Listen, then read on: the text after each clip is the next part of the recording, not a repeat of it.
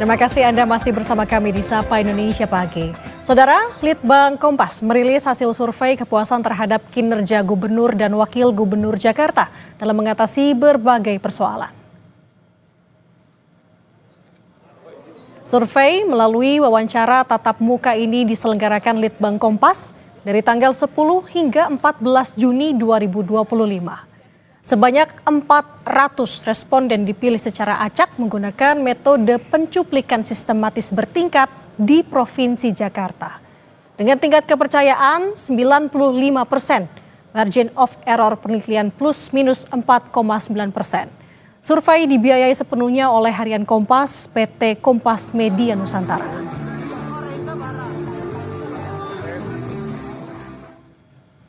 Kita lihat data hasil survei penilaian kepuasan unit kerja Gubernur dan Wakil Gubernur Jakarta, Saudara. Dalam diagram berikut, tampak total kepuasan 71,3%. Responden menyatakan puas dan sangat puas. Sementara 24,2% menyatakan tidak puas. 2% sangat tidak puas dan 2,4% tidak tahu atau tidak menjawab. Survei Litbang Kompas juga merilis penilaian kepuasan kinerja di berbagai bidang untuk kinerja Gubernur dan Wakil Gubernur Jakarta. Sementara di 10 data terbawah yang di-highlight, Litbang Kompas soal tingkat kepuasan responden menyatakan rendahnya kinerja Gubernur dan Wakilnya dalam mengatasi 10 persoalan. Seperti penyediaan tempat parkir 55,3%, menanggulangi banjir 54,7%, menertibkan bangunan liar 49,2%, mengatasi penumpukan sampah dan limbah 48,7%, menciptakan rasa aman dari tindak kriminal 43,2%, mengatasi premanisme 41,4% hingga mengatasi ketimpangan ekonomi, polusi udara, dan kemacetan masing-masing 33,3%, 30,1%, dan 27,4%. Berikutnya Saudara, ada data hasil survei persoalan yang perlu diselesaikan oleh Pemprov Jakarta. Persoalan yang mendesak diselesaikan menurut responden adalah macet, banjir, lapangan kerja juga pengangguran, polusi, dan masalah sampah. Dan untuk membahas tentang survei kepuasan publik tentang kinerja Pramono Rano, kita sudah bersama dengan peneliti Litbang Kompas, Mas Rangga Eka Sakti, yang sudah bersama kami pagi hari ini di studio Kompas TV. Selamat pagi Mas Rangga. Selamat pagi Mbak. Oke, kita akan bahas beberapa hal tentunya, tapi yang utamanya bisa dijelaskan terlebih dahulu terkait dengan survei ini, metode surveinya seperti apa sampai dengan indikatornya. Oke, jadi kita melakukan survei kemarin tanggal 10 sampai 14 Juni ya. Responnya ada 400, tadi margin error sekitar 4,9%. Kita di sini melihat beberapa indikator ya. Yang pertama adalah kita melihat secara umum masyarakat puas atau tidak dengan, ini kan sekitar 100 hari ya kinerja Pak Pramono dan Rano begitu ya. Dari situ kita breakdown lagi kira-kira per unitnya. Jadi Gubernur dan Wakil Gubernur kita lihat masing-masing kira-kira tingkat kepuasan dan juga citranya seperti apa. Dari situ kita juga mencoba untuk memetakan sejalan juga dengan agenda Jakarta 500 tahun ya. Kira-kira persoalan apa yang masyarakat lihat harus segera diselesaikan. Kemudian tingkat-tingkat kepuasan di beberapa persoalan tadi yang sudah disebutkan ya. Mulai dari macet, banjir, sampai hal-hal lain ya termasuk lingkungan dan lain-lain. Oke. Dan tadi kalau kita lihat juga ada responden yang masih belum bisa menjawab atau tidak menjawab begitu. Kenapa? Apa indikator ataupun penyebab? Ya, jadi memang kita kan juga secara ini kita menanyakan secara bebas ya ke masyarakat kira-kira pendapat mereka seperti apa. Ya memang dalam survei umumnya ada sekian persen dari masyarakat yang mungkin masih perlu pertimbangan atau masih mikir-mikir kira-kira posisinya ada di mana. Tapi dari sini kan sebetulnya kita bisa lihat selama sekitar 3 bulan atau 100 hari berjalan pemerintahan, apresiasi publik terhadap Pak Pramono dan Rano itu relatif sudah cukup baik ya, di atas 70% begitu. Itu kurang lebih yang kesimpulan pertama begitu. Oke, kalau dari data hasil survei ini sebenarnya Mas Rangga, apa persoalan terbesar yang paling disoroti oleh responden untuk bisa harapannya Pemprov Jakarta bisa sesegera mungkin untuk melakukan penanganan? Ya, Tadi kalau kita lihat ini kan dari dua sisi ya, dari masyarakat pertama kira-kira tingkat kepuasannya seperti apa dalam beberapa indikator dan kira-kira persoalan apa yang paling urgent untuk segera diselesaikan oleh pemerintah provinsi begitu. Dan kurang lebih sih ada beberapa poin yang sama ya, dan kita lihat juga ini adalah persoalan laten yang dihadapi oleh Pemprov DKI baik yang sekarang dan juga yang sebelum-sebelumnya begitu. Termasuk soal macet, banjir gitu, sampah ya, pengelolaan lingkungan, kemudian polusi, dan yang mungkin yang agak sedikit baru ya itu mengatasi premanisme dan soal lapangan pekerjaan, itu mungkin yang agak ini. Tapi secara umum ini persoalan-persoalan laten gitu yang sudah terjadi lebih dari 10-15 tahun di Jakarta. Oke, salah satunya kan yang tertinggi ini adalah di angka macet ya, Mas Rangga, ada di sekitar 60,3%. Iya. Nah, ini ada harapan mungkin dari responden untuk bisa menyelesaikan terkait dengan masalah macet ini yang sebenarnya menjadi PR setiap pemerintahan yang ada ya, tampaknya untuk di Jakarta.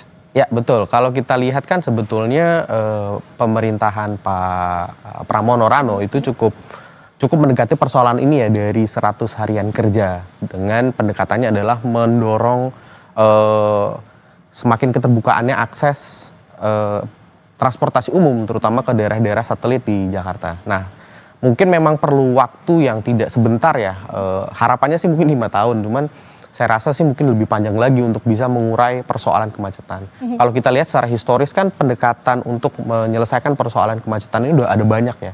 Ada yang menggunakan pembatasan volume kendaraan. Kalau dulu ingat ada 3-in-1, kemudian di zaman Pak Anies didekati pakai ganjil genap gitu. Sekarang ditambah lagi dengan memasifkan tadi akses ke transportasi umum ke daerah-daerah satelit. Nah, harapannya sih meskipun tadi ya ini persoalan laten, pelan-pelan sih bisa terurai begitu.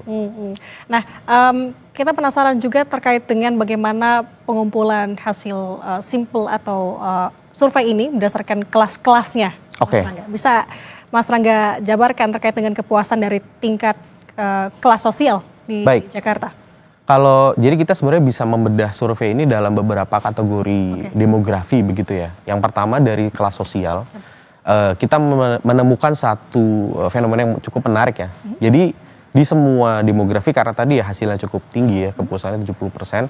Kalau di breakdown di gubernur dan wakil gubernur itu agak sedikit berbeda ya. Pak Pramono agak lebih tinggi di sekitaran 64%, sedangkan Pak Rano Karno itu di 57,5%. Tapi pada intinya mayoritas kan puas.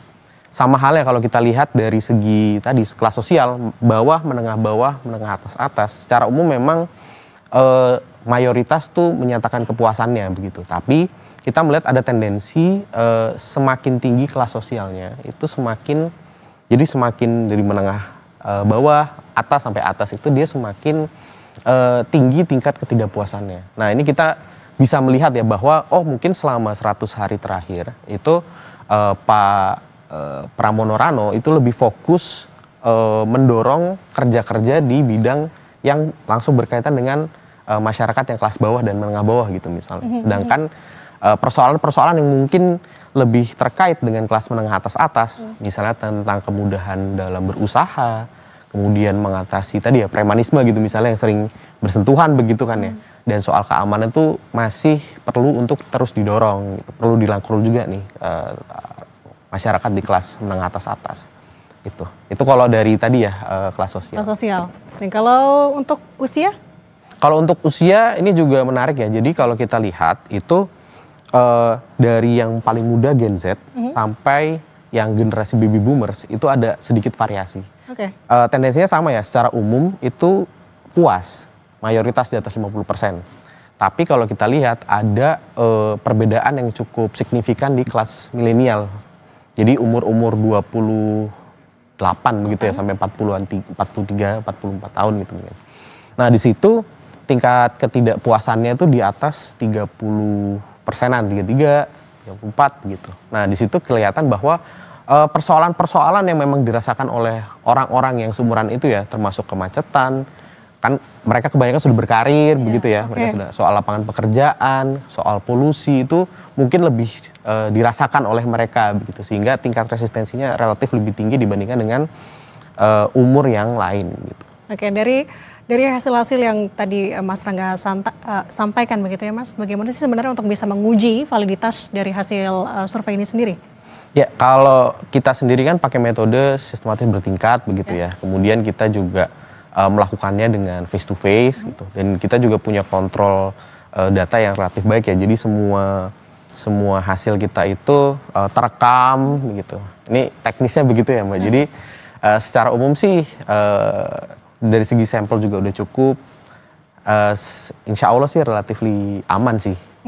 Oke. Nah, tadi saya baca juga untuk hasil surveinya mengenai antar kota, Mas Rangga, dari Jakarta Utara, Jakarta Timur, Barat. Ini semua ada. Jakarta Pusat bahkan tertinggi terkait dengan persoalan yang diselesaikan oleh Pemprov Jakarta. Tapi ada satu daerah, ada satu wilayah, Jakarta Selatan. Ini tidak ada, Mas Rangga. Kenapa? Sebenarnya gini sih, kalau misalnya kita coba cek ya, kalau kita olah lagi, secara umum sebetulnya Jakarta Selatan, Barat, Utara, Timur itu relatif sama Mbak. Tingkat kepuasan relatif sama sebetulnya. Tapi yang cukup signifikan berbeda itu adalah Kepulauan Seribu begitu. Di situ tingkat ketidakpuasannya relatif lebih tinggi begitu ya, karena ada beberapa persoalan yang tidak dirasakan oleh masyarakat lain gitu, yang di mainland Jakarta begitu ya. Dan ini saya rasa juga persoalan yang sudah berlangsung semenjak mungkin beberapa periode sebelumnya juga begitu ya. Termasuk soal akses, kemudian air dan lain-lain. Oke, berarti apa yang menjadi fokus sebenarnya oleh warga di Kepulauan Seribu? Kalau dari pemahaman kita begitu ya, mungkin memang persoalan-persoalan mendasar ya, termasuk soal infrastruktur dan juga akses. Itu sih yang mungkin paling membedakan ya. Kalau di Jakarta mainland yang nempel sama Jawa begitu, itu kan soal-soal mendasar ya, termasuk akses, infrastruktur, pendidikan, akses kesehatan begitu misalnya. Itu bukan jadi persoalan yang bukan lagi di soal ketersediaannya begitu ya. Kan udah banyak pilihannya, udah soal kualitas begitu. Kalau di Kepulauan Seribu mungkin karena secara geografis dia tersebar begitu kan. Itu jadi suatu tantangan yang berbeda begitu Mbak dibandingkan dengan mainland Jakarta. Berarti ini soal infrastruktur yang masih belum merata begitu kalau salah satu dirasakan oleh warga di Kepulauan Seribu begitu ya Mas. Oke. Kalau untuk permasalahan lain yang menjadi fokus di wilayah-wilayah di Jakarta sejauh ini, apalagi sih yang menjadi harapan terbesar selain tadi ada macet? Tentunya kalau kita lihat akhir-akhir ini banjir juga masih menghantui Jakarta, apalagi Mas Rangga? Kalau tadi ya secara umum, apalagi misalnya kita melihat secara longitudinal, artinya kita membandingkan dengan persoalan-persoalan Jakarta selama beberapa tahun ke belakang, yang betul-betul laten, artinya dia selalu muncul ya dalam setiap pengukuran, sudah pasti banjir, macet. Itu udah jadi persoalan yang puluhan tahun begitu ada di Jakarta. Cuman dalam konteks saat ini ya, dengan situasi perekonomian yang mungkin sedikit tertekan begitu. Jadi persoalan soal pengangguran, mengatasi ketimpangan ekonomi, gitu, kemiskinan itu mulai muncul juga begitu. Jadi persoalan yang dirasakan oleh masyarakat. Dan terkait dengan kemacetan juga, itu masyarakat juga melihat soal polusi udara gitu. Jadi kualitas udara yang kotor karena tadi ya macet segala macam itu juga jadi perhatian, dan juga soal sampah. Ini juga terkait dengan banjir kan. Gitu. Jadi kalau misalnya dirangkum sebetulnya persoalan laten Jakarta itu tidak jauh-jauh dari beberapa indikator itu gitu Mbak. Nah ini kan juga jadi penting karena salah satu tujuan atau goal yang ingin dicapai oleh Pak Pramono Rano itu kan menjadikan Jakarta sebagai kota global begitu. Nah ini sesuatu yang agak sulit untuk dicapai apabila persoalan-persoalan mendasar seperti tadi ya, banjir, macet, kualitas udara begitu. Itu kan jadi indikator yang diperhatikan oleh lembaga-lembaga yang tadi punya legitimasi untuk mengatakan bahwa Jakarta tuh sudah sampai kota global nomor sekian. Oke, ini jadi PR sebenarnya ya untuk mewujudkan Jakarta menjadi kota global. Nah, kalau untuk survei ini sebenarnya Mas Rangga ada komparasi juga nggak dengan pemerintahan Jakarta sebelumnya atau seperti apa? Kita ada beberapa kali ya, cuman jujur saya juga harus buka-buka lagi ya. Cuman pada intinya sesuatu yang tadi saya sudah ceritakan ya, yang laten, artinya saya masih ingat benar-benar begitu ya, beberapa persoalan-persoalan yang secara umum muncul itu adalah terkait dengan tadi banjir dan kemacetan. Itu yang terutama dua hal itu ya yang masih terus membayangi atau meresahkan masyarakat di DKI Jakarta. Dan itu juga mungkin sampai sekarang masih jadi persoalan yang belum ketemu nih rumusan idealnya seperti apa begitu. Oke, ini masih menjadi PR besar sebenarnya ya untuk bagaimana mencari formula untuk menyelesaikan masalah ini. Baik, terima kasih peneliti Litbang Kompas Mas Rangga Eka Sakti sudah berbagi bersama kami menjelaskan terkait dengan hasil survei Litbang Kompas mengenai kepuasan dari Pemprov Jakarta khususnya untuk Gubernur dan Wakil Gubernur Jakarta Pramono Anung dan juga Rano Karno. Saudara, tetap